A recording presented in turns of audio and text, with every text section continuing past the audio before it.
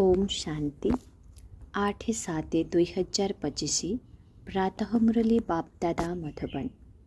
मीठे बच्चे, तुमर एही जीवन बहुत बहुत अमूल्य अटे कहीं तुमे माने श्रीमत आधार रे विश्वर सेवा करुछ, एही नर्क को स्वर्ग करि देउछ। आजिर प्रश्न, खुशी हजिजिबार कारण तथा निवारण कौन? खुशी हजिजिबार कारण तथा निवारण कौन? उत्तर, 1 रे देह अभिमान रे आसिबा कारणरू खुशी समाप्त हो जाई थाए। 2 रे मनरे जेतेबेले कौनसी शंका अर्थात संदेह सृष्टि होई थाए सेतेबेले मध्य खुशी हजि जाई थाए। सेथिपाई बाबा राय देउछंती, जेतेबेले कौनसी शंका उत्पन्न हेउछि तेबे तुरंत बाबांको पचार, देही अभिमानी स्थिति रे रहिबार अभ्यास कर, तेबे सर्वदा खुशी रे रहिब। ओम शांति। सर्वोच्च भगवान अटंती एवं पुणी भगवान उवाच, संतान मानंक सम्मुखरे मु तुम मानंकु श्रेष्ठरु श्रेष्ठ करुछि, तेणु तुम संतान मानंकु केते खुशी रहिबा उचित। जानुछ जे बाबा आमको सारा विश्वर मालिक कराउछन्ति। मनुष्य कहउछन्ति परम पिता परमात्मा सर्वोच्च अटन्ति। बाबा निजे कहउछन्ति मु तो विश्वर मालिक हेउ नाही। भगवान उवाच, मोते मनुष्य माने कहउछन्ति सर्वोच्च भगवान एवं मु कहूछि जे मोर संतान माने उच्चरु उच्च अटन्ति। सिद्ध करी बताउछन्ति। पुरुषार्थ मध्य कल्प पूर्व सदृश ड्रामा अनुसार कराउछन्ति। बाबा बुझाउछन्ति, जदि कौनसी कथा न बुझी पारुछ तेबे पचार। मनुष्य मानंकु किछि हेले जणा नाही, दुनिया कौन, वैकुंठ कौन। जदिओ अनेक मुगल नवाब थिले, अमेरिका रे जेते पैसा वाला हुअन्तु, किंतु एही लक्ष्मी नारायणଙ୍କ परि केही होई पारिबे नाही। सेमाने तो व्हाइट हाउस आदि तैयारी करुछन्ति, किंतु सेठारे तो रत्न जड़ित गोल्डन हाउस हेबो। ताकू सुख धाम कुहा जाउछि। तुमर ही पाठ हीरो हिरोइन रो अटे। तुमे डायमंड हेउछ। गोल्डन एज थिला, वर्तमान आयरन एज होई जाइछि। बाबा कहउछन्ति तुमे केते भाग्यशाली अट। स्वयं भगवान निजे बुझाउछन्ति, तेणु तुमे केते खुशी रे रहिबा उचित। तुमर एही पाठ पढ़ा नुआ दुनिया पाई उद्दिष्ट। तुमर एही जीवन बहुत अमूल्य अटे काहेकिना तुमे विश्वर सेवा करुछ। बाबांको डाकुछन्ति मध्य आपण आसे नर्क को स्वर्ग करांतु। हेभेनली गॉड फादर कहउछन्ति ना। बाबा कहउछन्ति तुमे स्वर्ग रे थिल ना, एबे नर्क रे अछ, पुणी स्वर्ग को जीव। नर्क आरंभ हेले पुणी स्वर्गर कथा भूली जाउछन्ति। एहा तो पुणी थरे हेबो, एहा तो पुणी थरे हेबो। पुणी मध्य तुमको सत्ययुगरु कलियुग को निश्चय आसीबाकु हेबो।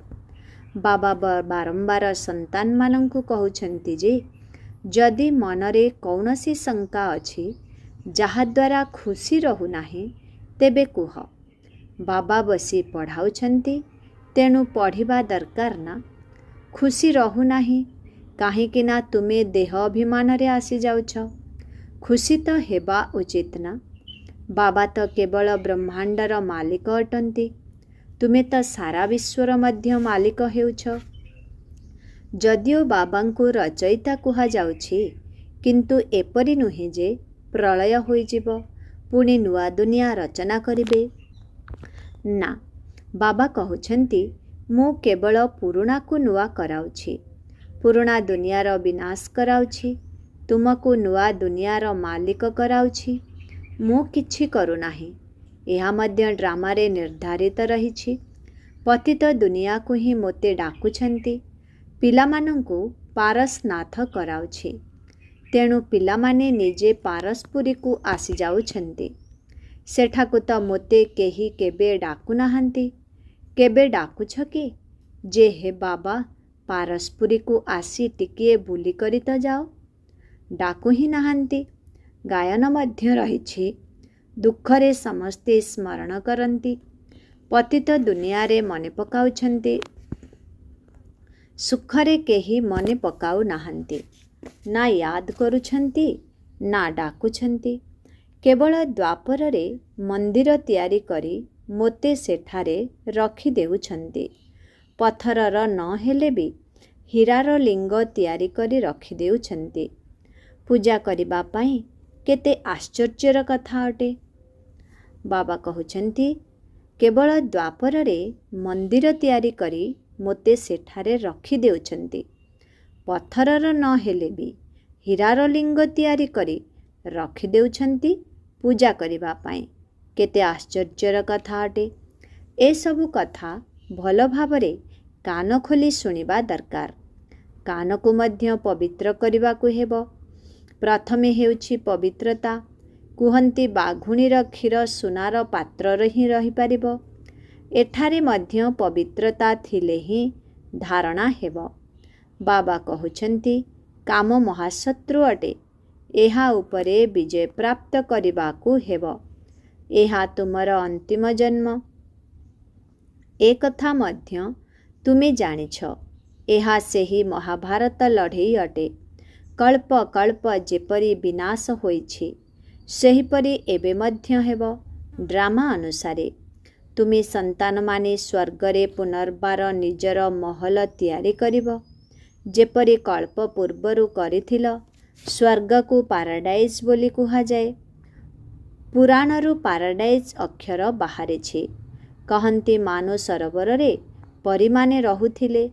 ସେଥିରେ କେହି ବୁଡ଼ ପକାଇଲେ ପରୀ ହୋଇଯିବେ। ବାସ୍ତବରେ ହେଉଛି ଜ୍ଞାନ ମାନ ସରୋବର। ଏଥିରେ ତୁମେ କ'ଣରୁ କ'ଣ ହୋଇଯାଉଛ। ଶୋଭନୀୟକୁ ପରୀ ବୋଲି କୁହାଯାଏ। ଏପରି ନୁହେଁ ଯେ ପର ଥିବା କୌଣସି ପରୀ ରହିଛନ୍ତି। ଯେପରି ତୁମ ପାଣ୍ଡବମାନଙ୍କୁ ମହାବୀର କୁହାଯାଉଛି। ସେମାନେ ପୁଣି ପାଣ୍ଡବମାନଙ୍କର ବହୁତ ବଡ଼ ବଡ଼ ଚିତ୍ର ଗୁମ୍ଫା ଆଦିରେ ବସିଥିବାର ଦେଖାଇ ଦେଇଛନ୍ତି। ଭକ୍ତି ମାର୍ଗରେ କେତେ ପଇସା ବର୍ବାଦ କରୁଛନ୍ତି। ବାବା କହୁଛନ୍ତି, ମୁଁ ତ ସନ୍ତାନମାନଙ୍କୁ କେତେ ସାହୁକାର କରାଇଥିଲି। ତୁମେ ଏତେ ସବୁ ପଇସା କ'ଣ କଲ? ଭାରତ କେତେ ସାହୁକାର ଥିଲା। ଏବେ ଭାରତର କ'ଣ ଅବସ୍ଥା ହୋଇଛି? ଯିଏ 100% ସାହୁକାର ଥିଲା, ଏବେ 100% ଗରିବ ହୋଇଯାଇଛି। ଏବେ ତୁମମାନଙ୍କୁ କେତେ ପ୍ରସ୍ତୁତି କରିବା ଦରକାର। ପିଲାମାନଙ୍କୁ ମଧ୍ୟ ଏହି କଥା ବୁଝାଇବାକୁ ହେବ ଯେ ଶିବ ବାବାଙ୍କୁ ୟାଦ କର, ତେବେ ତୁମେ କୃଷ୍ଣଙ୍କ ପରି ହୋଇଯିବ। ତେଣୁ ତୁମ ସନ୍ତାନମାନଙ୍କୁ କେତେ ଖୁସି ରହିବା ଉଚିତ। କିନ୍ତୁ ସେହିମାନେ ଅସରନ୍ତି ଖୁସିରେ ରହିପାରିବେ ଯିଏ ସର୍ବଦା ଅନ୍ୟର ସେବା କରୁଥିବେ। ମୁଖ୍ୟ ଧାରଣା ହେଉଛି ଚଳଣି ବହୁତ ବହୁତ ରାଜକୀୟ ହେବା ଦରକାର। ଖାଦ୍ୟ ପାନୀୟ ବହୁତ ସୁନ୍ଦର। ତୁମ ପାଖକୁ ଯେତେବେଳେ କେହି ଆସୁଛନ୍ତି, ତାଙ୍କର ପ୍ରତ୍ୟେକ ପ୍ରକାରର ସେବା କରିବା ଉଚିତ। ସ୍ଥୂଳ ବି ସୂକ୍ଷ୍ମ ବି, ଜିସ୍ମାନି ରୁହାନି ଉଭୟ କରିବା ଦ୍ୱାରା ବହୁତ ଖୁସି ହେବେ। କେହି ବି ଆସିଲେ ତାଙ୍କୁ ତୁମେ ପ୍ରକୃତ ସତ୍ୟନାରାୟଣଙ୍କର କଥା ଶୁଣାଉ। ଶାସ୍ତ୍ରରେ ତ କ'ଣ କ'ଣ କାହାଣୀ ସବୁ ଲେଖିଦେଇଛନ୍ତି। ବିଷ୍ଣୁଙ୍କ ନାଭିରୁ ବ୍ରହ୍ମା ବାହାରିଲେ, ପୁଣି ବ୍ରହ୍ମାଙ୍କ ହସ୍ତରେ ଶାସ୍ତ୍ର ଦେଇଛନ୍ତି। ତେବେ ବିଷ୍ଣୁଙ୍କ ନାଭିରୁ ବ୍ରହ୍ମା କିପରି ବାହାରୁଛନ୍ତି, ଏହାର କେତେ ରହସ୍ୟ ରହିଛି। ଆଉ କେହି ଏ କଥାକୁ ବୁଝିପାରିବେ ନାହିଁ। ନାଭିରୁ ବାହାରିବାର ତ କଥା ହିଁ ନାହିଁ। ବ୍ରହ୍ମା ହିଁ ବିଷ୍ଣୁ, ବିଷ୍ଣୁ ହିଁ ବ୍ରହ୍ମା ହେଉଛନ୍ତି। ବ୍ରହ୍ମାଙ୍କୁ ବିଷ୍ଣୁ ହେବା ପାଇଁ 1 ସେକେଣ୍ଡ ଲାଗୁଛି। ସେକେଣ୍ଡରେ ଜୀବନ ମୁକ୍ତି କୁହାଯାଉଛି ନା। ବାବା ସାକ୍ଷାତକାର କରାଇଲେ ଯେ ତୁମେ ବିଷ୍ଣୁଙ୍କର ରୂପ ହେଉଛ। ସେକେଣ୍ଡରେ ବିଶ୍ୱାସ ହୋଇଗଲା। ବିନାଶର ସାକ୍ଷାତକାର ମଧ୍ୟ ହେଲା। ନଚେତ୍ କଲିକତାରେ ଯେପରି ରାଜକୀୟ ଠାଣିରେ ରହୁଥିଲେ, କୌଣସି ଅସୁବିଧା ନଥିଲା। ବହୁତ ରାଜକୀୟ ଭାବେ ରହୁଥିଲେ। एबे बाबा तुमको एही ज्ञानरत्नर व्यापार शिखाउछन्ति। दुनियार व्यापार तो एहा आगरे किछि भी नुहे, किंतु तुमर एवं एहांक अभिनय रे फरक रहिछि। बाबा एहांक शरीर रे प्रवेश करिबारु तुरंत सबु छाड़ीदेले। भट्टी हेबाकु थिला, तुमे मध्य सबु किछि छाड़िछ। नदी पार करी आसी तपस्या रे रहिले। कौन कौन हेला, किछि हेले चिंता नाही। कहउछन्ति श्रीकृष्ण हरण करिनेले। काहेकि हरण कले? तांकु पाटराणी करिबा पाई। यही भट्टी मध्य करा जाउछि तुम संतान मानंकु स्वर्गर महाराणी करिबा पाई। शास्त्र रे तो कौन सबु लेखि देइछन्ति, किंतु प्रैक्टिकल रे कौन सबु रहिछि ताहा एबे तुमे बुझुछ। हरण करिबार कथा ही नाही। कल्प पूर्वरु मध्य गाली खाइथिले, नाम बदनाम होइथिला। एहा तो हेउछि ड्रामा। जाहा किछि हेउछि कल्प पूर्व सदृश। एबे तुमे भल भाबरे जानिछ जे कल्प पूर्वरु जेउमाने राज्य नेइथिले सेमाने निश्चय आसिबे। बाबा कहउछन्ति मु मध्य कल्प कल्प आसी भारत को स्वर्ग कराउछि। पूरा 84 जन्मर हिसाब बताउछि। सत्य जुगरे तुमे अमर रहिब। सेठारे अकाल मृत्यु हुए नाही। शिव बाबा काल उपरे विजय प्राप्त कराउछन्ति। कहउछन्ति मु कालर काल महाकाल अटे। कहानी मध्य रहिछि ना। तुमे काल उपरे विजय प्राप्त करुछ। तुमे अमर लोक को जाउछ। अमर लोकरे उच्च पद पाइबा पाई प्रथमतः पवित्र हेबाकु पड़िब। द्वितीय रे पुणी दैवी गुण मध्य धारण करिबाकु हेब। प्रत्यह निजर चाट रख। रावण द्वारा तुमर क्षति हेउछि, मो द्वारा लाभ हेउछि। व्यापारी लोक एही कथा को भल भाबरे बुझिबे। एहा हेउछि ज्ञानरत्न। कोटिकरे केही व्यापारी एहांक सहित व्यापार करिबे। तुमे एठाकु व्यापार करिबाकु आसिछ। केही तो भल भाबरे व्यापार करी स्वर्गर सौदा नेउछन्ति 21 जन्म पाई। 21 जन्म भी कौन 50-60 जन्म तुमे बहुत सुखी रहिब। पदमपति हेउछ। देवतांकर पाद पद्म दर्शाई थांती ना। अर्थ किछि बुझु नाहंती। तुमे एबे पदमपति हेउछ। तेणु तुमे केते खुशी हेबा उचित। बाबा कहउछन्ति मु केते साधारण अटे।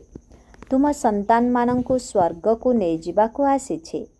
डाकुछ मध्य हे पतित पावन आस आसी करी पवित्र कराओ।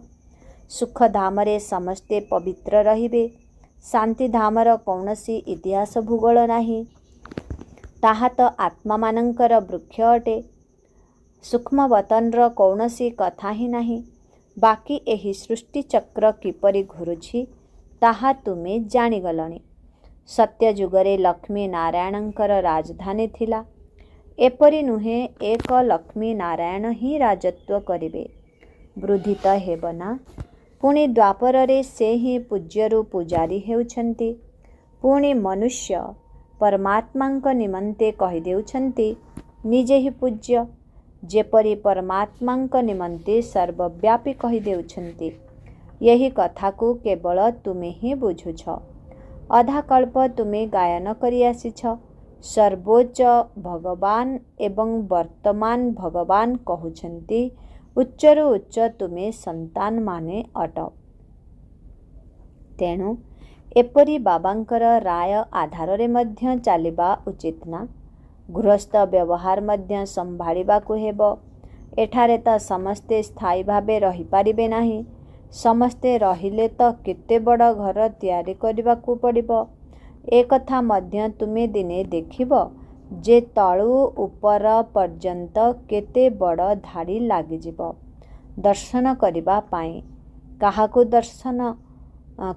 दर्शन न मिलिले गाली देबारे मध्य लागी पड़ी थांते। भाबुछन्ति जे महात्मांकर दर्शन करिबु। वर्तमान बाबा हेउछन्ति संतान मानंकर। संतान मानंकु ही पढ़ाउछन्ति। तुमे जाहाकू रास्ता बताउछ केही तो भल भावरे चालुछन्ति, केही केही धारणा करि पारु नाहंती। କେତେକ ଅଛନ୍ତି ଶୁଣୁଛନ୍ତି, ପୁଣି ବାହାରକୁ ଗଲେ ସେହିଠାରେ ରହିଯାଉଛନ୍ତି। ମନରେ ସେହି ଖୁସି ରହୁନାହିଁ। ପାଠ ପଢ଼ୁନାହାନ୍ତି, ଯୋଗ ମଧ୍ୟ କରୁନାହାନ୍ତି। ବାବା କେତେ ବୁଝାଉଛନ୍ତି, ଚାଟ୍ ରଖ, ନଚେତ୍ ବହୁତ ପଶ୍ଚାତାପ କରିବାକୁ ପଡ଼ିବ। ଆମେ ବାବାଙ୍କୁ କେତେ ୟାଦ କରୁଛୁ। ନିଜର ଚାଟ୍ ଦେଖିବା ଉଚିତ। ଭାରତର ପ୍ରାଚୀନ ଯୁଗର ବହୁତ ମହିମା ରହିଛି। ତେଣୁ ବାବା ବୁଝାଉଛନ୍ତି, ଯଦି କୌଣସି କଥା ବୁଝି ନ ପାରୁଛ, ତେବେ ବାବାଙ୍କୁ ପଚାର। ଆଗରୁ ତୁମେ କିଛି ହେଲେ ବି ଜାଣିନଥିଲ। ବାବା କହୁଛନ୍ତି, ଏହା ହେଉଛି କଣ୍ଟାର ଜଙ୍ଗଲ। କାମ ମହାଶତ୍ରୁ ଅଟେ। ଏହା ସ୍ୱୟଂ ଗୀତାର ଅକ୍ଷର ଅଟେ। ଗୀତା ପଢ଼ୁଥିଲେ କିନ୍ତୁ ବୁଝିପାରୁନଥିଲେ। ବାବା ସାରା ଆୟୁ ଗୀତା ପଢ଼ିଛନ୍ତି, ବୁଝୁଥିଲେ। ଗୀତାର ମହାତ୍ମ୍ୟ ବହୁତ ଭଲ। ଭକ୍ତି ମାର୍ଗରେ ଗୀତାର କେତେ ସମ୍ମାନ ରହିଛି। ଗୀତା ବଡ଼ ବି ରହିଛି, ଛୋଟ ବି ରହିଛି। ଶ୍ରୀକୃଷ୍ଣ ଆଦି ଦେବତାମାନଙ୍କର ସେହି ଚିତ୍ର ଅଳ୍ପ ପଇସାରେ ମଧ୍ୟ ମିଳୁଛି। ସେହି ଚିତ୍ରର ପୁଣି କେତେ ବଡ଼ ବଡ଼ ମନ୍ଦିର ତିଆରି କରୁଛନ୍ତି। ତେଣୁ ବାବା ବୁଝାଉଛନ୍ତି, ତୁମକୁ ତ ବିଜୟମାଳାର ଦାନା ହେବାକୁ ପଡ଼ିବ। ଏପରି ମିଠା ମିଠା ବାବାଙ୍କୁ ବାବା ବାବା ମଧ୍ୟ କହୁଛନ୍ତି। ବୁଝୁଛନ୍ତି ମଧ୍ୟ। ବାବା ସ୍ୱର୍ଗର ରାଜତ୍ୱ ଦେଉଛନ୍ତି। ତଥାପି ବି ଶୁଣୁଛନ୍ତି, କହୁଛନ୍ତି, କିନ୍ତୁ ପୁଣି ମାୟାର ବଶୀଭୂତ ହୋଇ ଅହୋ ମାୟା ଛାଡ଼ପତ୍ର ଦେଇ ଦେଉଛନ୍ତି। ବାବା କହିଲ ତ ବାବା ଅର୍ଥାତ୍ ବାବା। ଭକ୍ତି ମାର୍ଗରେ ମଧ୍ୟ ଗାନ କରାଯାଏ ଯେ ପତିମାନଙ୍କର ପତି, ଗୁରୁମାନଙ୍କର ଗୁରୁ ଏକ ଅଟନ୍ତି। ସେ ଆମର ପିତା ଅଟନ୍ତି, ଜ୍ଞାନର ସାଗର, ପତିତ ପାବନ ଅଟନ୍ତି। ତୁମେ ସନ୍ତାନମାନେ କହୁଛ, ବାବା ଆମେ କଳ୍ପ କଳ୍ପ ଆପଣଙ୍କଠାରୁ ସମ୍ପତ୍ତି ନେଇ ଆସିଛୁ। କଳ୍ପ କଳ୍ପ ମିଶୁଛୁ। ବେହଦର ବାବାଙ୍କଠାରୁ ନିଶ୍ଚୟ ଆମକୁ ବେହଦର ସମ୍ପତ୍ତି ମିଳିବ। ମୁଖ୍ୟ ହେଉଛି ଅଲଫ ଅର୍ଥାତ୍ ବାବା। ସେଥିରେ ବେ ଅର୍ଥାତ୍ ବାଦଶାହୀ ସମ୍ମିଳିତ ହୋଇ ରହିଛି। ବାବା ଅର୍ଥ ସମ୍ପତ୍ତି। ତାହା ହେଉଛି ହଦ୍ର ସମ୍ପତ୍ତି। ଏହା ହେଉଛି ବେହଦର ସମ୍ପତ୍ତି। ହଦ୍ର ବାବା ତ ଅଗଣିତ ରହିଛନ୍ତି, ବେହଦର ବାବା ତ ଏକ ଅଟନ୍ତି। ଆଚ୍ଛା, ମିଠେ ମିଠେ 5000 ବର୍ଷ ପରେ ପୁନର୍ବାର ଆସି ମିଶୁଥିବା ସନ୍ତାନମାନଙ୍କ ପ୍ରତି ବାପ୍ ଦାଦାଙ୍କର ମଧୁର ସ୍ନେହ ସମ୍ପନ୍ନ ଶୁଭେଚ୍ଛା ଏବଂ ସୁପ୍ରଭାତ। ଆତ୍ମିକ ପିତାଙ୍କର ଆତ୍ମିକ ସନ୍ତାନମାନଙ୍କୁ ନମସ୍ତେ। ଆତ୍ମିକ ସନ୍ତାନମାନଙ୍କର ଆତ୍ମିକ ପିତାଙ୍କୁ ଓମ୍ ଶାନ୍ତି। ନମସ୍ତେ ନମସ୍ତେ ନମସ୍ତେ। ଓମ୍ ଶାନ୍ତି। ଧାରଣା ପାଇଁ ମୁଖ୍ୟ ସାର।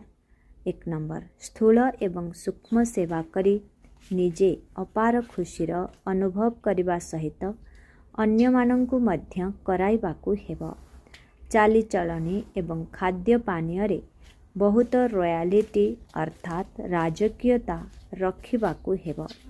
2 ନମ୍ବର, ଅମର ଲୋକରେ ଉଚ୍ଚପଦ ପାଇବା ପାଇଁ ପବିତ୍ର ହେବା ସହିତ ଦୈବୀ ଗୁଣ ମଧ୍ୟ ଧାରଣ କରିବାକୁ ହେବ। ନିଜର ପୋତାମେଲ ଦେଖିବାକୁ ହେବ ଯେ ମୁଁ ବାବାଙ୍କୁ କେତେ ମନେ ପକାଉଛି। ଅବିନାଶୀ ଜ୍ଞାନରତ୍ନର ରୋଜଗାର ଜମା କରୁଛି। ମୋର କାନ ପବିତ୍ର ହେଲାଣି, ଯେଉଁଥିରେ ଧାରଣା ହୋଇପାରିବ। ଆଜିର ବରଦାନ, ସେବା କରିବା ସହିତ ଯୋଗର ଅନୁଭବ କରିବାରେ ରେସ୍ କରୁଥିବା ସଦା ଲଭ୍ଲିନ୍ ଆତ୍ମା ଭବ। ତୁମେମାନେ ସର୍ବଦା ଯୋଗଯୁକ୍ତ ସ୍ଥିତିରେ ତ ରହୁଛ, କିନ୍ତୁ ଯୋଗ ଦ୍ୱାରା ଯେଉଁ ସବୁ ପ୍ରାପ୍ତିଗୁଡ଼ିକ ହୋଇଥାଏ, ସେହି ପ୍ରାପ୍ତିଗୁଡ଼ିକର ଅନୁଭୂତିକୁ ଆଗକୁ ଆଗକୁ ବଢ଼ାଇ ଚାଲ। ସେଥିପ୍ରତି ଏବେ ବିଶେଷ ସମୟ ଏବଂ ବିଶେଷ ଧ୍ୟାନ ଦିଅ, ଯାହାଦ୍ୱାରା ଜଣାପଡ଼ିବ ଯେ ଇଏ ଅନୁଭୂତିର ସାଗରରେ ହଜିଯାଇଥିବା ଲଭ୍ଲିନ୍ ଆତ୍ମା ଅଟନ୍ତି। ଯେପରି ପବିତ୍ରତାର ଏବଂ ଶାନ୍ତିର ବାତାବରଣର ସମସ୍ତଙ୍କୁ ଅନୁଭବ ହୋଇଥାଏ, ସେହିପରି ତୁମକୁ ଶ୍ରେଷ୍ଠ ଯୋଗୀ ଲଗନରେ ମଗନ ରହୁଥିବା ଯୋଗୀ ଅନୁଭବ କରନ୍ତୁ। ତୁମମାନଙ୍କର ଜ୍ଞାନର ପ୍ରଭାବ ତ ରହିଛି, କିନ୍ତୁ ଯୋଗର ସିଦ୍ଧି ସ୍ୱରୂପର ପ୍ରଭାବ ମଧ୍ୟ ପଡ଼ୁ। ସେଥିପାଇଁ ସେବା କରିବା ସହିତ ଯୋଗର ଅନୁଭବରେ ବୁଡ଼ି ରୁହ ଏବଂ ଯୋଗରୂପୀ ଯାତ୍ରାର ଅନୁଭବର ରେସ୍ କର। ଆଜିର ସ୍ଲୋଗାନ, ନିଜର ସିଦ୍ଧିକୁ ସ୍ୱୀକାର କରିନେବା ଅର୍ଥ ଭବିଷ୍ୟତ ପ୍ରାରବ୍ଧକୁ ଏହିଠାରେ ହିଁ ସମାପ୍ତ କରିଦେବା। ନିଜର ସିଦ୍ଧିକୁ ସ୍ୱୀକାର କରିନେବା ଅର୍ଥ ଭବିଷ୍ୟତ ପ୍ରାରବ୍ଧକୁ ଏହିଠାରେ ହିଁ ସମାପ୍ତ କରିଦେବା। ଓମ୍ ଶାନ୍ତି। ଅବ୍ୟକ୍ତ ଇଶାରା। ସଂକଳ୍ପ ଶକ୍ତିକୁ ଜମା କରି ଶ୍ରେଷ୍ଠ ସେବାର ନିମିତ୍ତ ହୁଅ।